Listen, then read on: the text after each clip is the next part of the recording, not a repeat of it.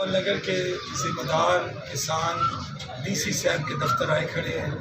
ابھی D C صاحب Zulfiqar bone صاحب کے ساتھ ملاقات ہوئی ہے۔ جو پرسوں ہمارا دھرنا ہوا تھا بھوکا پتن کے اوپر، اس کے نتیجے میں ڈی سی صاحب کی ٹیم نے وعدہ کیا تھا کہ منگل صبح 10 بجے سے 21 مئی تمام لسٹوں کے مطابق بوریوں کی تقسیم شروع ہوگی۔ ابھی ڈی سی صاحب سے ملے ہیں،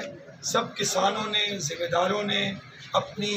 گریوینسز پیش کی ہیں، مشکلات پیش کی ہیں، تو ڈی سی صاحب نے کمٹمنٹ کی ہے کہ منگل 21 کل نہیں، آج سے، ابھی 11 بجے ہیں، آج دوپہر 12 بجے سے سوموار 20 مئی سے تمام سینٹروں کے اوپر کسان پہنچ جائیں